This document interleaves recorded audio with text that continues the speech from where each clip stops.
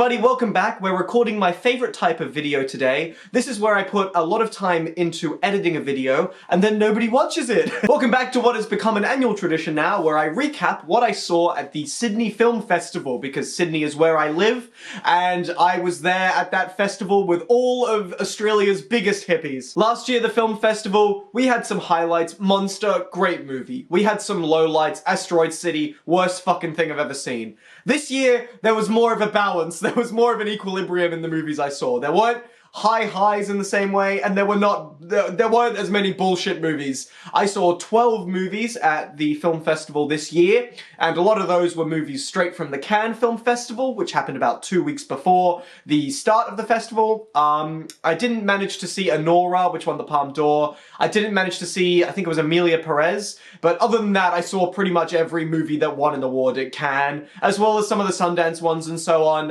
And so yeah, we'll go through those and talk about them, and I can be ahead of a trend for once. So I saw the movies over the span of about 2 weeks or so, and I dragged more friends to see movies with me than ever before at this year's festival. And the first movie I saw was with a friend, actually, and that movie was called Pepe. Pepe was a movie that won an award at Berlin Festival. I think it won the award for Best Director or something. And it's a movie about one of Pablo Escobar's escaped hippos, and it follows the life of this hippo in a rather abstract, fragmentary sort of style.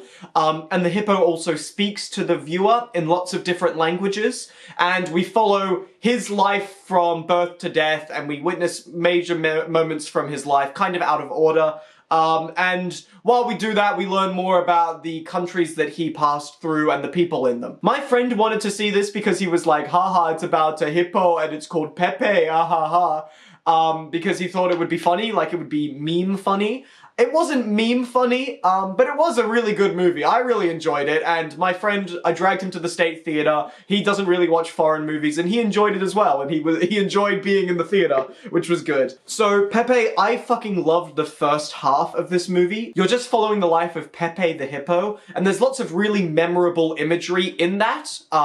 There's the bit when the hippos first get delivered, and they're in these huge crates, and these helicopters are taking them across this like barren land, and there are so many amazing shots in that section and in the first half in general. Lots of really great sound work too. The sound was really great throughout the whole movie. And the hippo speaks more in the first half. And whenever the hippo speaks, I was like, this is awesome. The hippo has this really deep voice. He goes, I have no voice. Ah, ee, oh, oh, oh, oh. He has this... So the hippo is voiced by different people who speak in different languages, depending on the country that the hippo ends up in. And all of these voices are very deep and very, like, intense. It sounds like the soul of a continent is being spoken. And that was really cool. However, in the second half of the movie, the hippo starts speaking less, and we focus more on other stuff. And the movie took a gigantic lull in the second half that I was not a big fan of. It starts to focus on this fisherman and his wife who keeps calling him slurs. And it focuses on this small town community that would be interesting in theory, but the movie just felt kind of too broken up in that area. I didn't feel like it focused on the fisherman who was engaging for a little bit, but not the whole time. And I just wanted more of the hippo. The hippo was interesting, and the first half of the movie was like amazing. It was like a masterpiece. And then the second half, it lulled a little bit for me, and I wasn't as invested. It also explained some of the imagery that it left quite mysterious at the beginning of the movie. It explained that at the end. And I wasn't a huge fan of that. I would have liked to just not know what the fuck some of the stuff in the first half meant and have to interpret it. But the movie explains a little too much for my liking. Still, that first half was really good. If I can find the movie online for free somewhere else, I'll watch the first half again. It was really, really great. And at the end of the movie, the director got up and he did a Q&A, and he seemed really passionate and excited. He would start answering a question and then he'd forget what the question was and he'd just monologue, and the festival director would be trying to cut him off. It was pretty good. The next movie I saw was a movie I saw with my girlfriend, and I don't know what compelled me to do this because it's not really a date movie, and that movie is Box Diaries, a documentary that I think premiered at Sundance and got really good reviews. This was a really, really good documentary. The premise is it was filmed by the sort of lead subject in the movie, a woman called Shiori Ito, and she is a Japanese woman who was sexually assaulted by a prominent Japanese media figure. And after she went public with her accusation realization of this, she went kind of into her apartment and she kind of moved back a little bit from public life because she was getting, you know, death threats and she was getting harassed. So she kind of comes to terms with her assault and also her enlarging media profile, and she documents herself kind of becoming the head of this movement in Japan towards women's rights and changing the laws in that country. And it's very interesting to see just how much she gets on film and how much of a chronology she can establish of the events. And the documentary is her way of coping with it and expressing how she's feeling and changing over time. So she'll regularly just set up the camera in a scene and just start talking to the camera and say how she feels. So it has this very sort of scrappy, fly-on-the-wall approach where you're just there as part of the camera, witnessing her as she's kind of coming to terms with what's happening and documenting the changes around her. Shiori is a really likable protagonist, and she always knew what to film and what was important to show in any certain situation. She had a really good grasp of the audience's kind of awareness of an event. It's a really well-made documentary on like an editing level. The documentary is kind of a perfect length. There's lots of really good emotional moments in the movie, and I can't really rationalize why I didn't just absolutely love the documentary. It has quite a dreary look to it. It's clearly low budget, of course, but it does have a dreary look to it. I wasn't a big fan of the music. And I think ultimately, like, the goodwill of the movie sort of triumphs over the low production value. I can imagine how her book, when it was published in Japan, was more of like a landmark moment in Japan because we clearly see how backwards some of their laws are. Whereas here, when there's an immense media profile in the last 10 years of documentation on this subject matter, this comes across as a very expressive interior look at that doesn't necessarily change the game for me. That might be kind of an insensitive way of putting it. But ultimately I found the movie really respectable and I would definitely watch it again. And the audience thought so as well. A lot of them were crying by the end, and when Shiori got up to do a Q&A, at the screening, there was a standing ovation and everybody was really happy about it. And my girlfriend thinks it's an amazing movie. She recommended it to her friends as well. So I'd recommend this totally as a documentary. I think it's going to get bigger as the year goes on, and I think it could get some Oscar love later on. I definitely think that. The next movie I saw was a movie called About Dry Grasses, which came out last year. It's a movie that's over 3 hours long, and it's about a cunty teacher who teaches in this absolute, like, winter wasteland, and he's dreaming of getting transferred to Istanbul, and then he gets accused of, like, sexual assault, and then he finds this woman that he thinks is hot, but his friend also thinks she's hot too, and the movie just kind of dawdles in these areas, and I was really conflicted about how to feel with this movie. This movie looks incredible. There are some amazing shots in this movie that just hold and just sit with you, and they sort of seep in, and they're really good. This is an incredibly well-shot movie. Lots of really great acting, especially the lead performance is really good. He's very scary at points. There's also a child performance that is incredible in the movie. Lots of really convincing crying from that child, and the child goes through a lot. And it's a very convincing performance from her. I also didn't really feel the length of this movie, even though it was ridiculously long. I didn't check my watch at any points, or my phone I should say, for the time. So it didn't drag on really, it was just too long. Ultimately, I was kind of conflicted by what the movie was saying, and I couldn't really grasp a good sort of thesis statement out of the movie. It felt like a lot of very complicated, conflicted characters that were interacting, but I didn't get a lot of a point from the movie itself about why they were doing that, or why it mattered that they were doing that.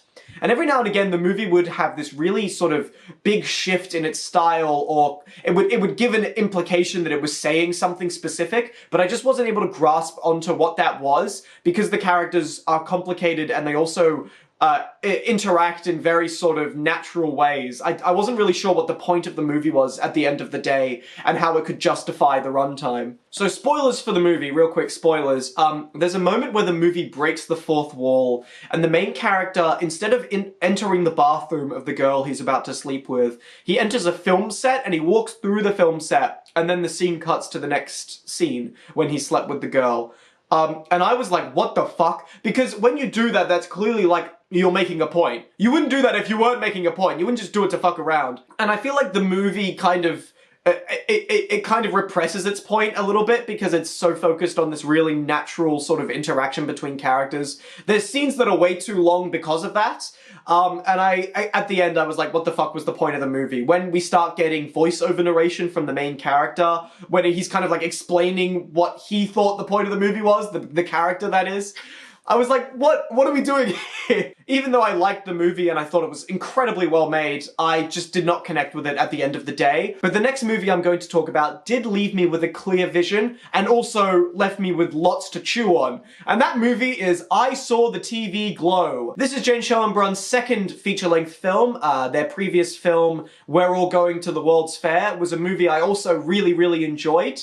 And that was a movie that was also very complicated and had a lot that it left me thinking about, just in the same way that this movie does. But I cannot say I find many comparisons between these two movies at all. While they have similar themes, dealing with alienation, depression, isolation through media, that other movie, We're All Going to the World's Fair, is very measured and very quiet and has a very clear control of tone and especially viewpoint, not to spoil that movie. Whereas I Saw the TV Glow leaves this very loud impression on the mind that leaves a lot to think over in a different way. And I really enjoyed this movie and I enjoyed a lot of what it was saying, though it is a flawed movie. We will not deny that. There is some stuff in this movie that is like terrible. Like, Justice Smith, the lead actor, he does a terrible job at points. He is legitimately bad at points. Other times he's very good, but he's not a good actor. He never has been, and he does not convince me any more of his skill in this movie than in, like, I don't know, Jurassic World, Fallen Kingdom, or All the Bright Places or something. No. There are some choices in this movie that I also did not like in the slightest, like when characters speak to the camera.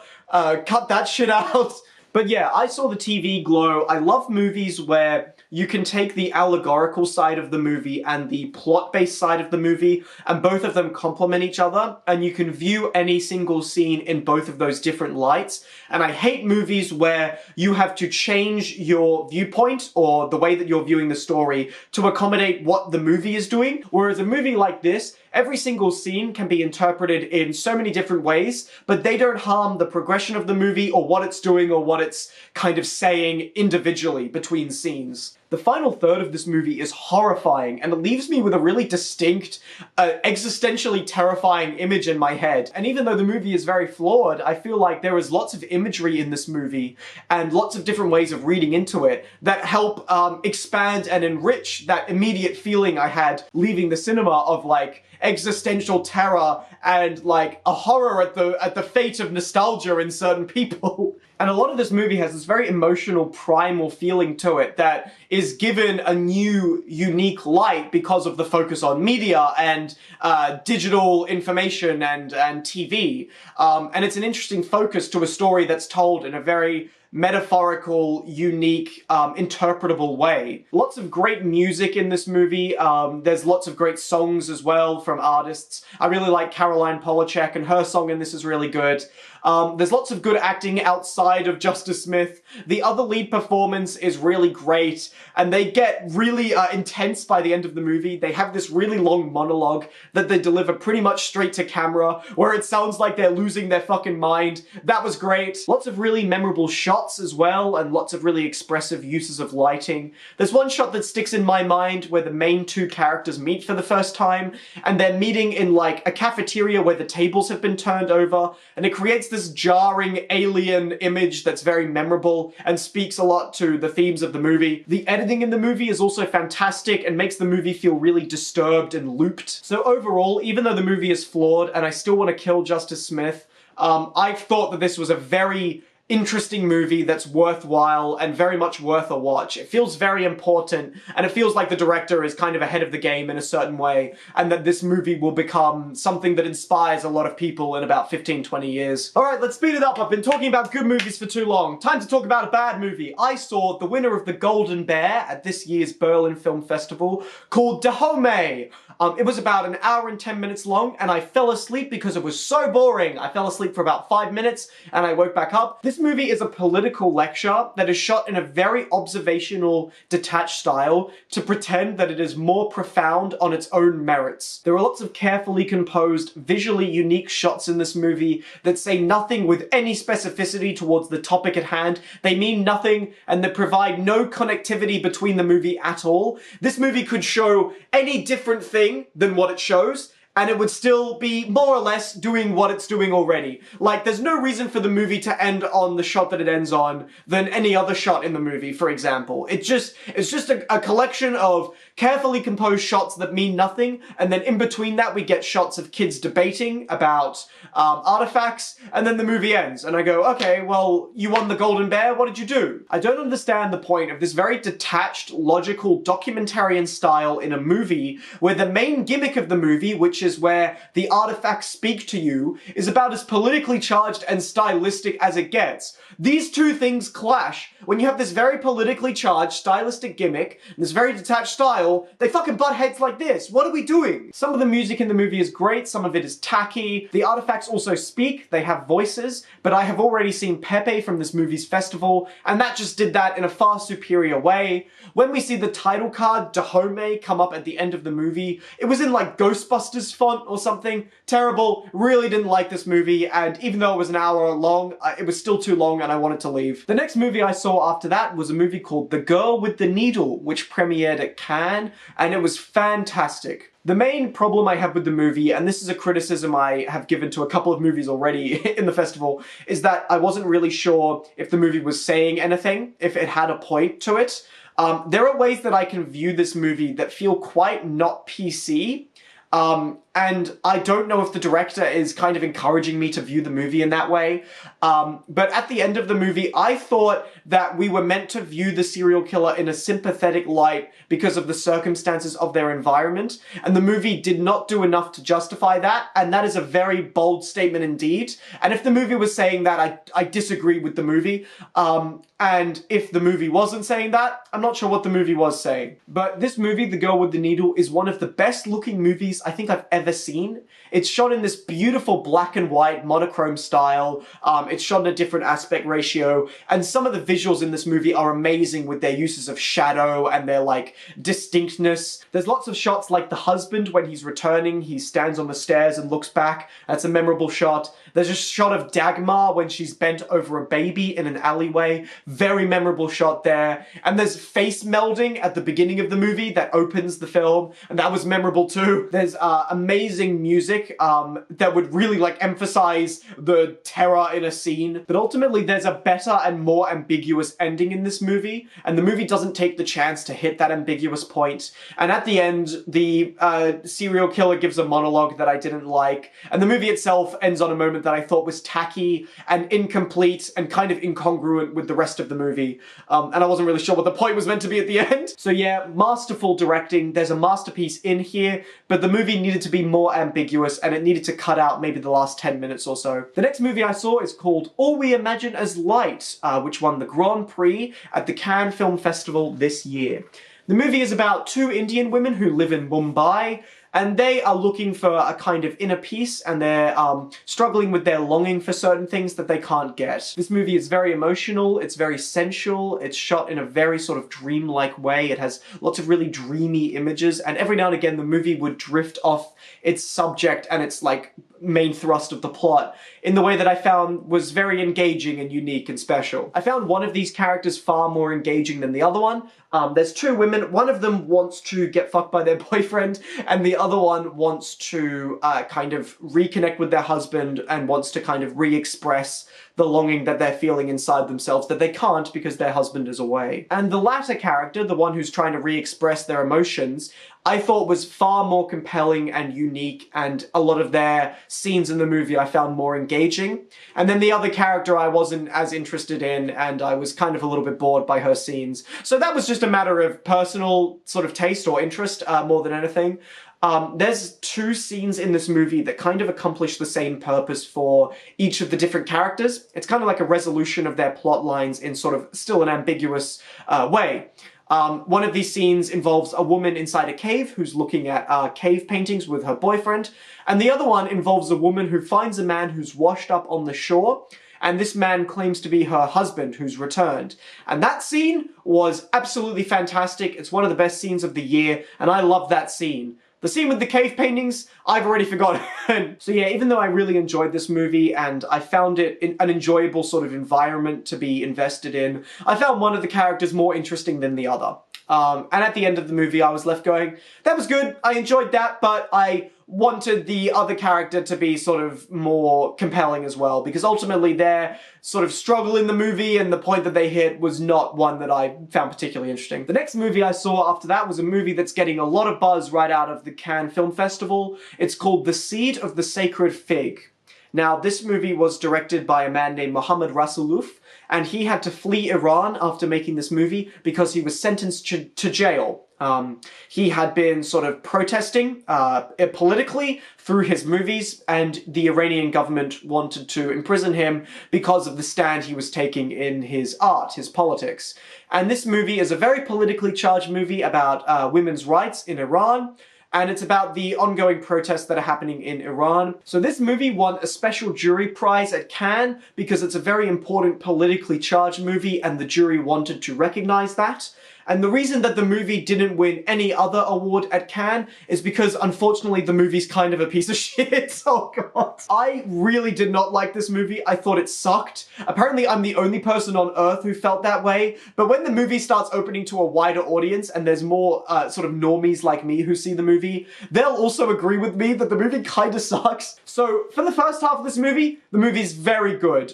It will intersperse protest footage shot on like TikTok and shot on phones with the story of the movie itself. It's a very low budget movie, a lot of it takes place in a house, and the movie still finds way to have unique shots, and there's some good acting in the first half of the movie as well. There's one scene in the movie where a woman is having ball bearings removed from her face, and that was an amazing scene where you're seeing from the mother who's removing the ball bearings, you're seeing a change in the way she's viewing things, you're seeing a change in her viewpoint as she's taking the ball bearings out. And the movie does a lot visually and in terms of how long it holds shots to really emphasize and eke out as much of that feeling in the mother character as it can. It's a very, very good scene.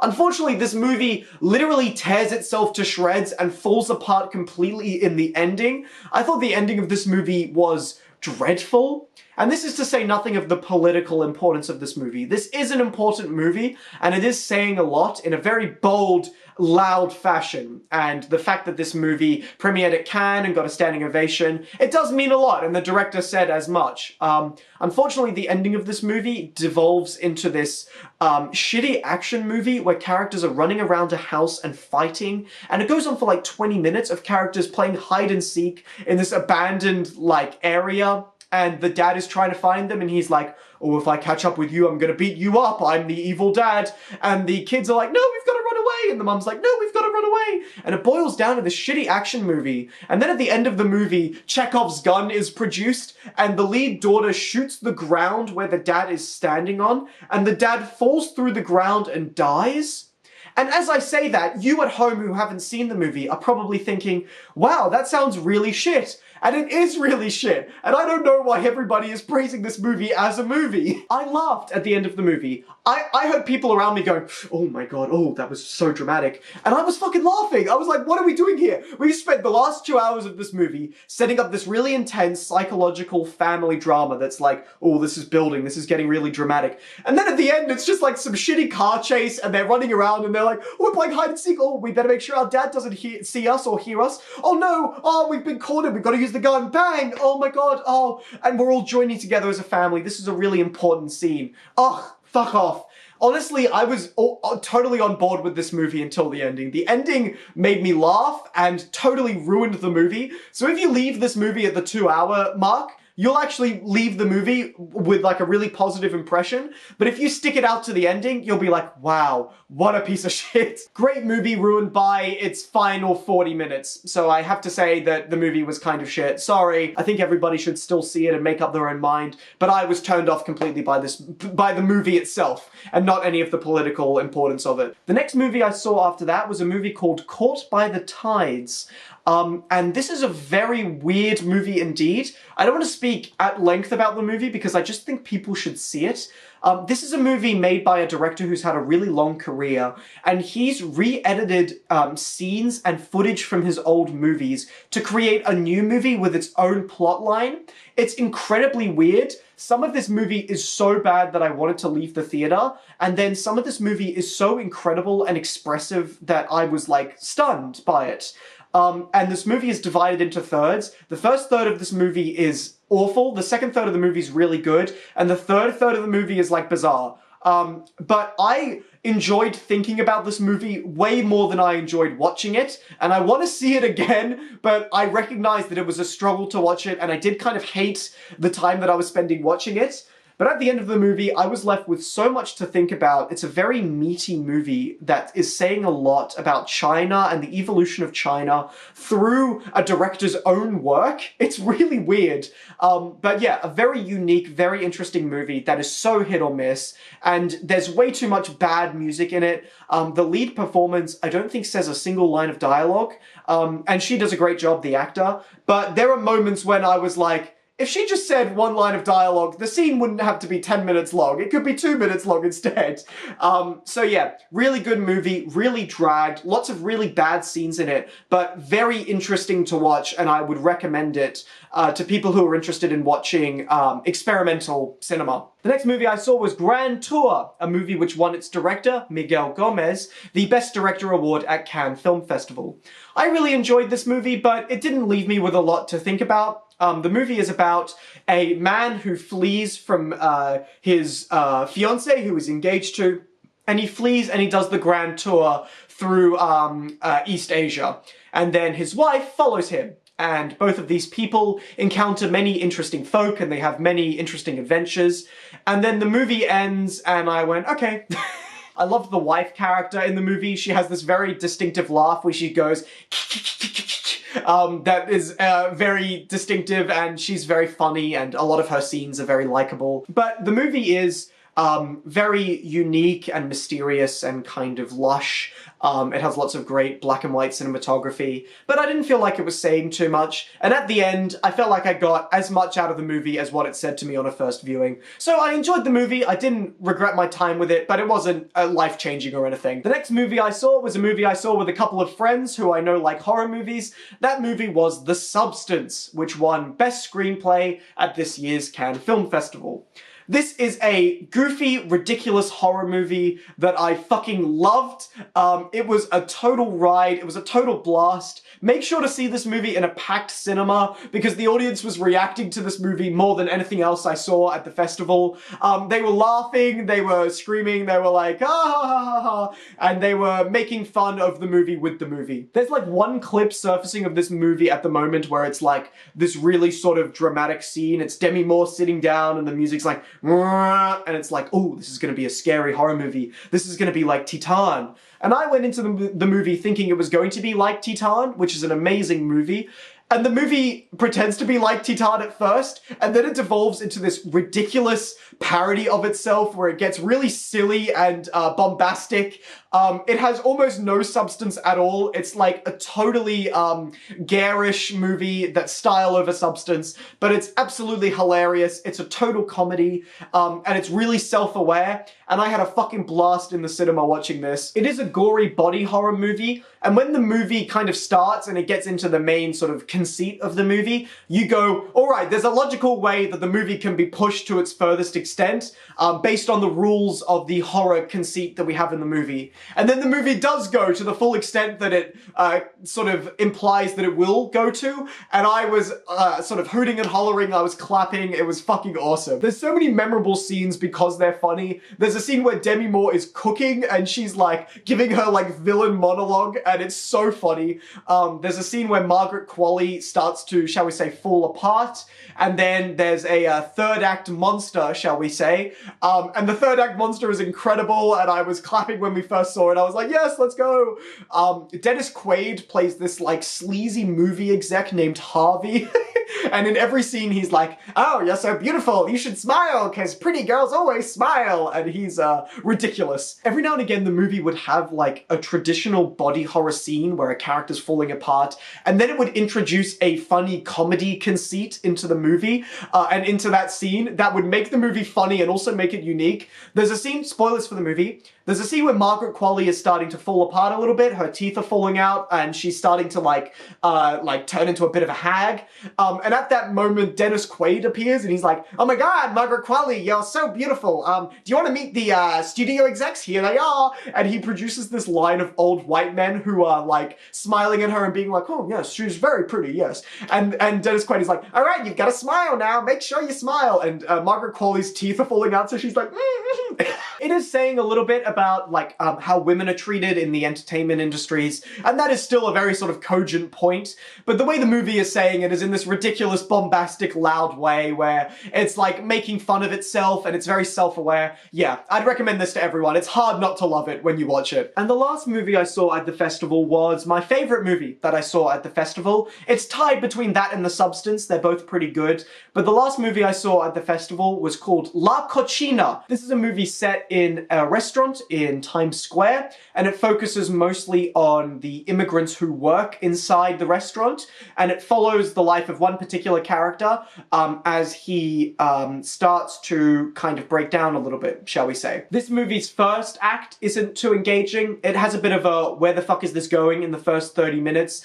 A lot of the characters have really strong accents, and I was losing a lot of dialogue that I felt like would have helped, so I wasn't too engaged with the first little bit, but then the movie hits the lunch rush that happens in the restaurant where you see the characters serving food and preparing food, and that is one of the most impressive single takes I've ever seen in any movie ever. Actually, no, scratch that. It is the most impressive shot I've ever seen in a movie. It beats Children of Men, it beats like fucking, I don't know, Roma, it beats any of these really good long take movies with just how ambitious it is and how much is happening in the scene. It's a long take where we watch the lunch rush and we see the characters preparing food and we're moving back and forth, and the way the movie is just seamlessly moving between perspectives and characters start talking and fulfilling plot points, and it's like moving between them, and then we go outside and we see the restaurant and we see characters serving food, and then we go back into the like kitchen side of it, and the kitchen is now flooded because somebody left the tap on and the characters are swiping away the water and making food. It's unbelievably ambitious and it's absolutely incredible. My jaw was on the floor and I could hear people around me going, wow, holy shit, that's incredible. All of the acting is incredible. The lead performance is really good. He gives a very physical performance, and the ending of this movie is spectacular. It's incredibly satisfying. It's funny, but it's also really sad. And there's a piece of reincorporation that you know is going to come. And when it does, it's still very satisfying and you're nodding like, yeah, that was really great. It's a really immersive movie that's very kinetic. There's a lot happening, especially in the second half of the movie. There's a lot of characters who have plot points that they resolve, and it feels like an episode of The Bear. But this is an episode of The Bear done to its absolute logical extreme. It's better than The Bear, it's more substantive than The Bear, and if you're a fan of The Bear, you should absolutely watch this movie because it's unbelievably good. So that's what I watched at the Sydney Film Festival this year. Thank you all for watching. I hope you guys see some of these movies during the year as they get released in regular theaters and not part of film festivals. So out of these movies, I really recommend you watch La Cocina, The Substance, I Saw the TV Glow, and The Girl with the Needle. Those are the four that I really recommend, but there were lots of other movies in there that I thought were really good too, and I had a good time at the festival. I also attended the Sydney Film Festival Trivia Night. I just managed to get tickets, so here's me as part of the Trivia Night. We definitely didn't win. Here's a picture of me and my friends on the red carpet that they have there. I should note, I'm also not like 5 foot. I have a lot of really tall friends, okay? I'm like 5'10" or something. Look, all of my friends are like 6 foot, 5.5 or whatever the fuck. They tower over me. Look, I'm tall. I'm tall. I'm tall. So anyway, thank you all for watching. I hope you really enjoyed the video, and I'll see you next time. Make sure to like and subscribe, and tell me if you've seen any of these movies and what you think about them. Godspeed. Bye.